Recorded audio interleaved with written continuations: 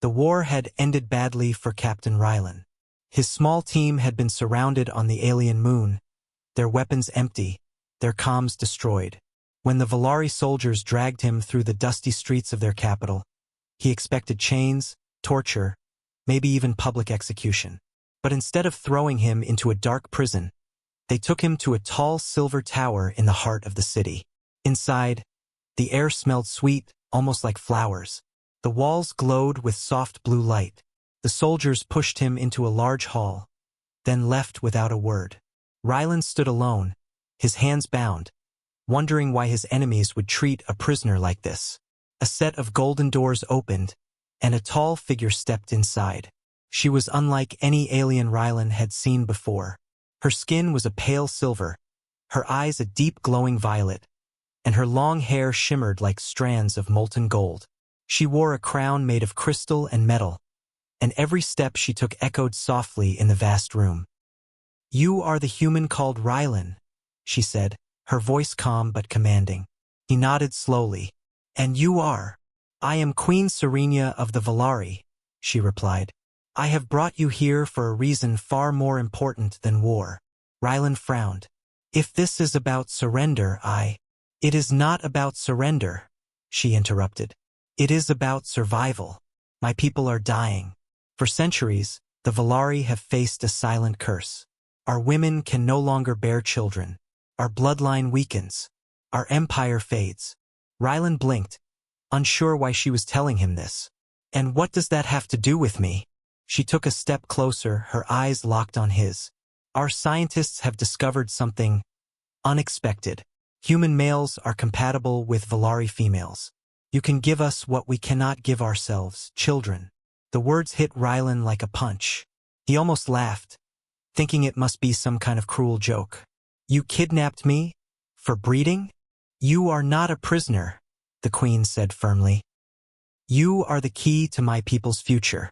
If you agree, you will live in comfort with everything you desire. If you refuse," her voice grew colder, "we will take what we need by force." Rylan felt his chest tighten. His training had prepared him for combat, for pain, for death, but not for this. He looked at the Queen, trying to find any sign of a lie, but her expression was deadly serious. Behind her, two guards appeared, both tall female warriors with sharp armor and unreadable faces. The Queen raised her hand, and the guards stepped aside. "You will think on my offer tonight," she said. "At sunrise, you will give me your answer. Choose wisely, human, for your choice will shape the fate of two worlds." As the doors closed behind her, Rylan stood in silence, his mind spinning. He had survived battlefields, but now he faced a new war, one he never imagined. Rylan didn't sleep that night. He sat in the lavish chamber they had given him.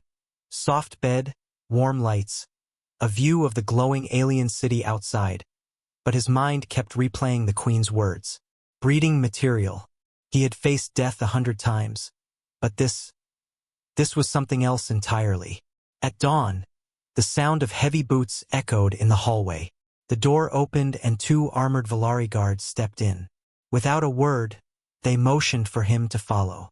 Rylan walked with them through twisting corridors until they entered a massive training hall. The walls were lined with strange weapons, some shaped like spears, others like curved blades made of crystal. At the center stood a tall female warrior in dark silver armor. Her hair was jet black, tied in a long braid, and her eyes burned with challenge. The guards saluted her before stepping aside. "Human," she said, her voice low and steady. "I am Commander Lyra. I am here to see if you are worth keeping." Rylan crossed his arms. "You mean you're here to see if I'm strong enough to be your—" Before he could finish, she stepped forward and slammed a spear into the ground between them. "Fight me. If you can defeat me, I will tell the Queen to let you go. If you lose," she smirked faintly, "then I will claim you myself." Rylan's heart pounded. She wasn't just a soldier. Every move in her stance told him she was dangerous, fast, and confident. But he had fought worse. He picked up a training staff from the rack. The duel began fast. Lyra's strikes came like lightning, each blow forcing him to block or dodge. Her strength was more than human, and every time she struck, the ground seemed to shake. Rylan fought back with skill and grit, using his speed and combat training to turn her aggression against her. Minutes passed. Sweat dripped down his neck. His muscles burned. Lyra's smirk faded as he landed a solid strike to her side, making her stumble. She recovered quickly, but now her eyes showed something different: respect. Finally, with a quick feint and a sweeping strike, Rylan knocked her weapon from her hands. The staff's tip stopped inches from her throat. The hall went silent. Lyra looked at him for a long moment before stepping back. Slowly, a smile curved her lips. "You are not weak," she said. Then she leaned closer and whispered so only he could hear, "And now, I want you more."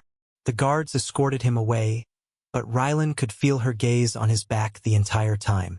He realized something dangerous. Here, among the Valari, strength wasn't just respected. It was desired. And now, he had caught the attention of one of their most powerful warriors. Rylan expected to be thrown back into his chamber, maybe even chained for humiliating their commander.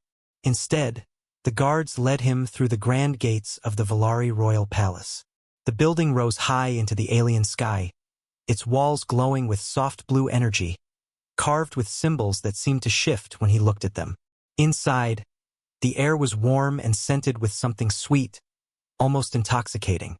Valari attendants, all women, moved gracefully through the halls, their silver and gold robes flowing like liquid light. Every one of them turned to watch him as he passed, their eyes lingering not with hatred, but curiosity. They brought him to a suite larger than any room he had seen before. A bed big enough for 5, tables piled with exotic fruits, silk-like fabrics draped across the walls. It looked more like a lover's chamber than a prisoner's cell. "Why am I here?" Rylan asked. One of the attendants, a tall woman with blue markings on her cheeks, smiled faintly. "You are to be kept in comfort. The Queen wishes for you to be ready." "Ready for what?" he demanded. She didn't answer. Instead, she picked up a crystal cup from the table and handed it to him. The drink inside glowed faintly. "This will keep you strong," she said before bowing and leaving. Over the next days, Rylan learned his new life had a routine.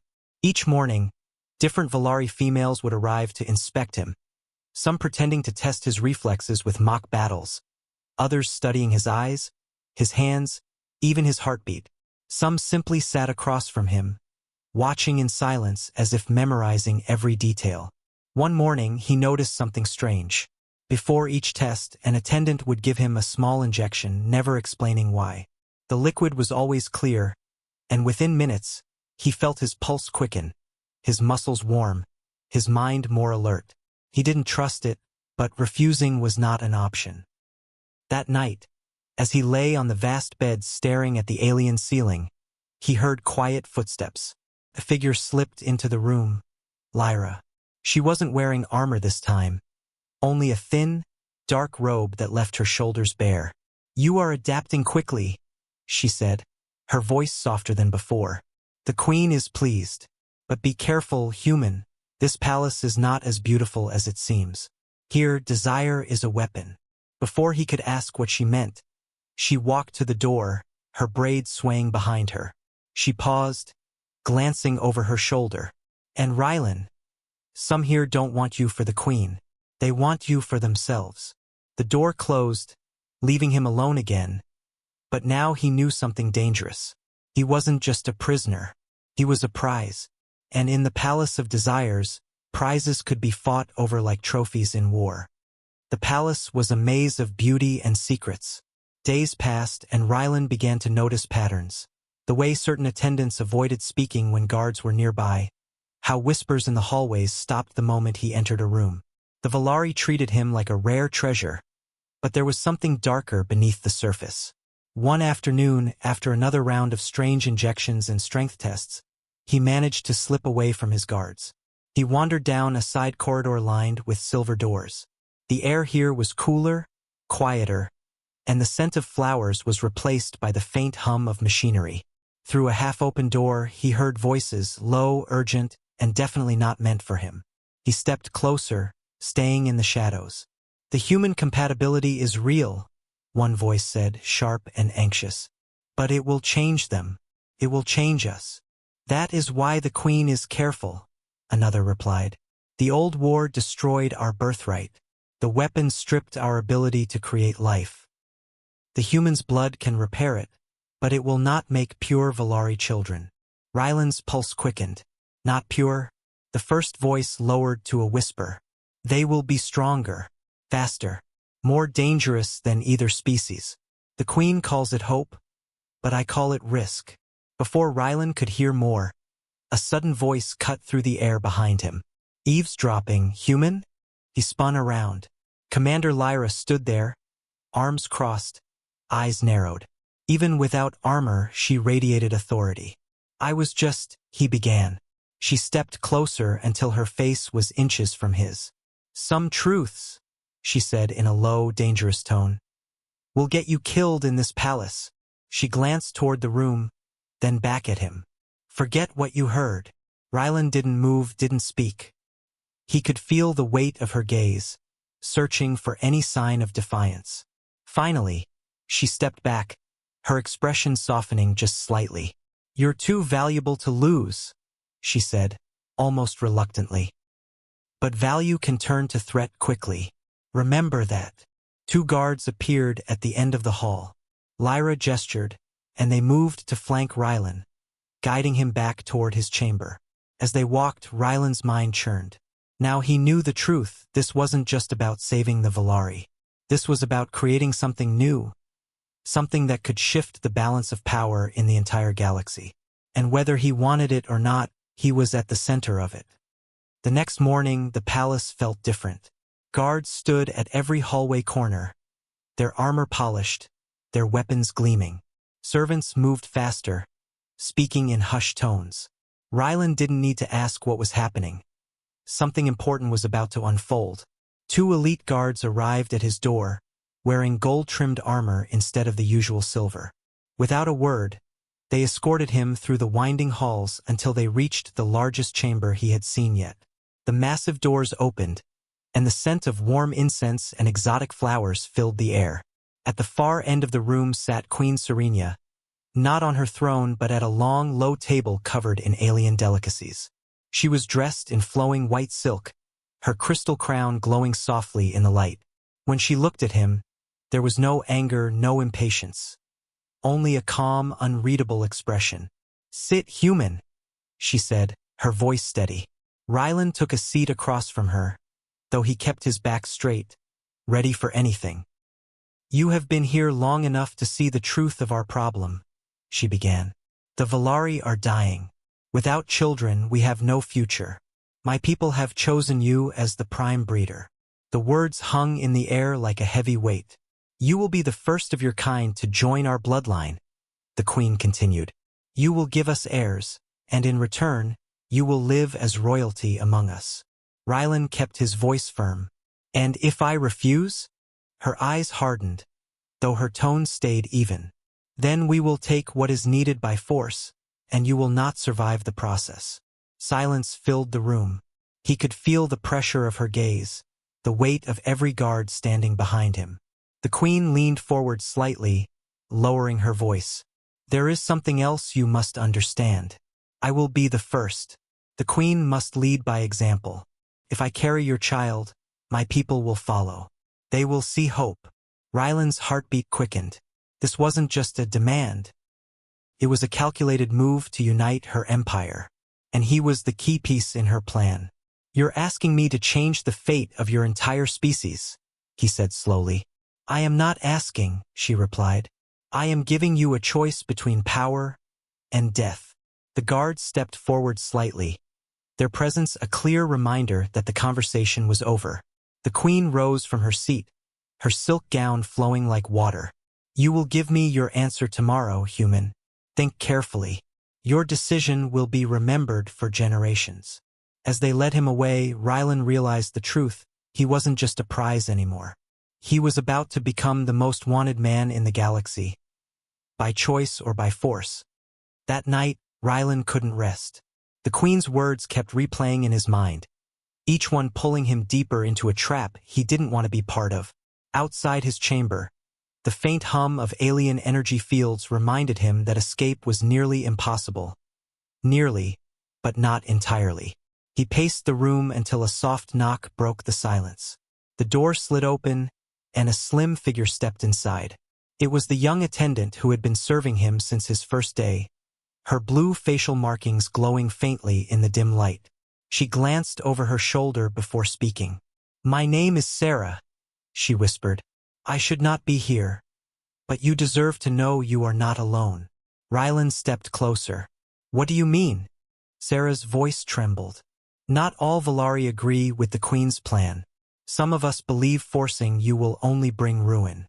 There's a way to contact your people, but you must leave the palace." He frowned.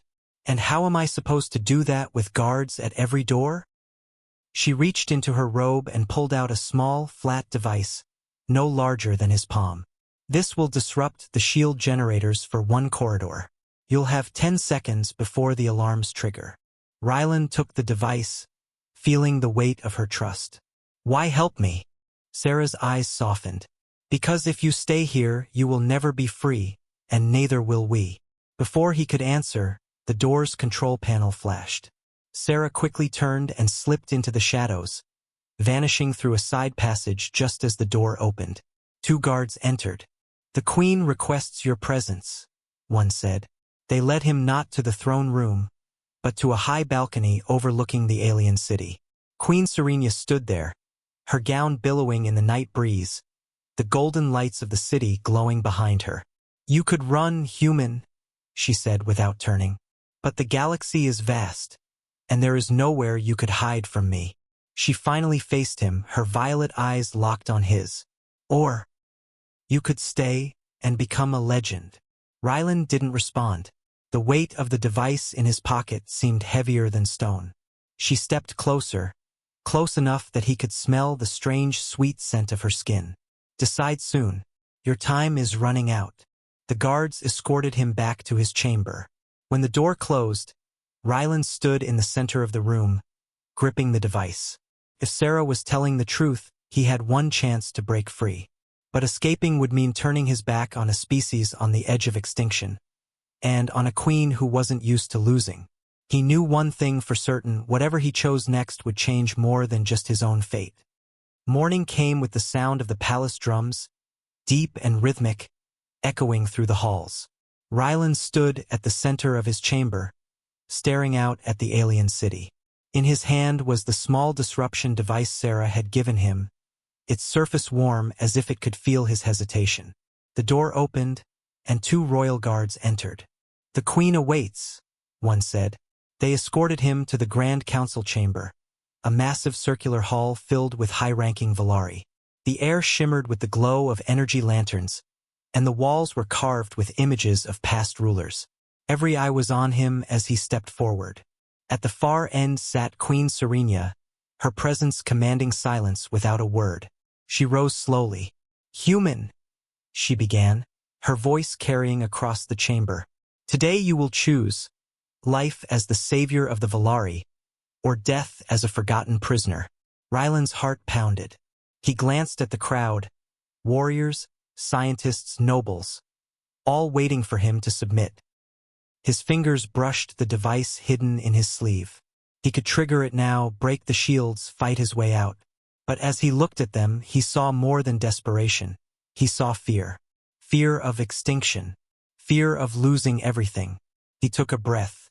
"I'll agree to help," he said, and a wave of whispers rippled through the chamber. "But on my terms." The Queen's eyes narrowed slightly. "Terms? You will form an alliance with Earth," Rylan said, his voice firm. "You will protect my people from whatever threats exist beyond our worlds. In return, I will help your species survive. Not as a slave, not as property, as an ally." The silence was heavy. The council exchanged uneasy glances. The Queen studied him for a long moment before a faint smile touched her lips. "You bargain well for someone with no power," she said. "Very well, we accept." The crowd erupted in a strange, melodic cheer. Guards banged their weapons against the floor, and attendants bowed deeply. The queen stepped closer, placing a hand on his chest. "You are not just breeding material, human," she said softly. "You are our future." Rylan stood tall, feeling the weight of what he had agreed to. He had entered this world as a prisoner. Now he was leaving this chamber as the man who had just bound two worlds together. And deep inside, he knew this was only the beginning. The Valari would survive. But so would the legend of the human who had changed the fate of the galaxy.